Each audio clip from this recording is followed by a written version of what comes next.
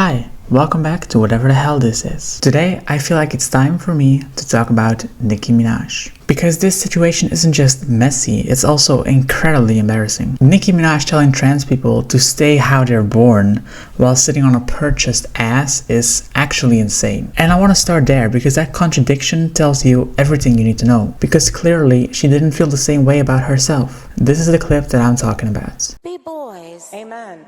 Be boys. It's okay. Be boys. It's nothing wrong with being a boy. Amen. How about that? Amen. How powerful is that? How profound is that? Amen. Boys will be boys, and there's nothing wrong with that. Let's be real for a second.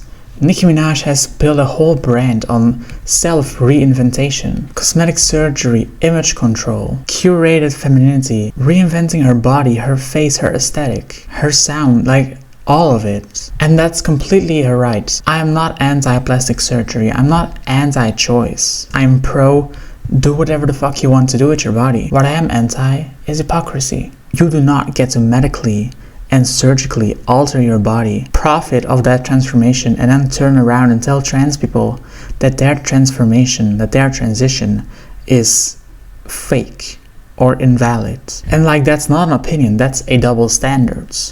Definitely in the case of Nicki Minaj. And what really gets me is that it doesn't come from a place of ignorance. She's been in queer spaces. She's benefited off of queer spaces, off of queer people and queer culture. She knows exactly who trans people are and has worked with Kim Petras in the past, who is a trans woman. Before the interview, Nicki Minaj went on a little rant about trans people.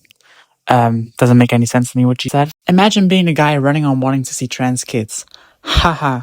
Not even a trans adult would run on that. Normal adults wake up and think they want to see healthy, safe, happy kids. Not gav, the gav nots, gav out. Send in the next guy, I'm bored. I don't actually know what she means. Her rants are like really difficult to decipher. She literally said, not gav, the gav nots, gav out. Whatever the fuck that means, I have no idea. But by the way, you also know what's really funny? She attached a picture of Chucky. A picture of Chucky with that tweet. Well, Chucky has a non-binary child. Career politician at the brink of his moment realigns to become nothing more than a Nicki Minaj anti. Oof. So now he's the guy running on, wanting to see trans kids, and willing to lower himself to becoming just another female rapper to get obliterated by Nicki Minaj. Hashtag free Christians, hashtag news come. And Kim Petras replied to this entire situation by saying, trans kids are healthy, by the way.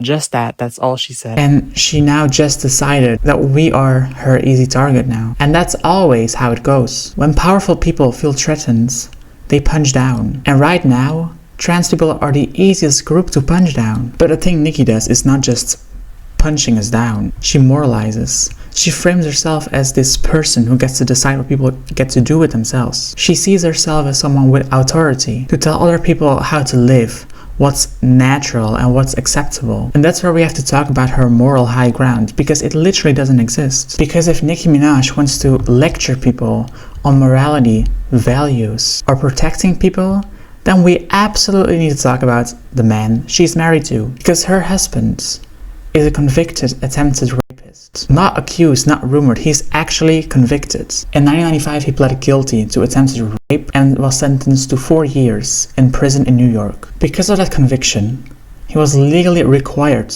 to register as a sex offender for the rest of his life. That is not something optical or political, that's the law. When Kenneth Petty moved to California with Nicki Minaj, he failed to register as a sex offender in the States.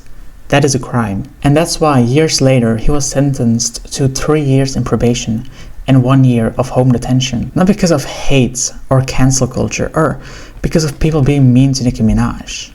No, it's because he broke the law again. When Nicki Minaj gets on stage and tells trans people to stay how they're born, I have to ask, why does that logic never apply to the man you've been standing 10 toes down for? Why does morality only matter if it's about us, about trans people, and not about a literal convicted felon? Nicki has repeatedly defended her husband, attacked his victim, and framed his conviction as some sort of misunderstanding or injustice. She has used her platform to intimidate silence, and discredit survivors, while simultaneously pretending to care about society and kids. And I'm sorry, but you can't say you think of the kids while defending a convicted sex offender. You can't get both. What makes this even worse is that Nicki's comments about trans people don't exist in a vacuum. They exist in a world where trans women, especially trans women of color, are disproportionately getting harmed, killed and targeted, where our healthcare is being legislated away, where our existence is constantly up for debate. So when someone with Nicki's platform joins in on the pileup on trans people, it's not just an opinion. It has consequence for trans people all over the world. And before someone says, she's just saying biology. No, she's not. She's saying that her choices are valid and others aren't. She's saying that her body is allowed to change while other bodies aren't. And that's why trans people are angry. Not because we can't handle criticism, but because we can recognize hypocrisy. Nicki Minaj has every right to live her life the way she wants. But the moment she decided to police ours, she just opened up herself to scrutiny. And here's the thing, this isn't about canceling Nicki Minaj. I don't care. I don't give a fuck that you still listen to her music. I don't care. I don't care if she sells out her next door. I couldn't care less. That's not the point. The point is accountability. You don't get to weaponize morality selectively. You don't get to preach stay how you're born while embodying transformation. And you definitely don't get to attack trans people while defending a registered sex offender. So yeah, Nicki can keep trans people out of her mouth until she explains herself on defending a registered sex offender who pled guilty, served prison time, and then broke the law again. Because until then, her outrage isn't principled, it's performative. And trans people are done being the distraction while powerful people refuse to look in the mirror. That's all. That's all that I have for you today. Thank you for watching. I will see you soon.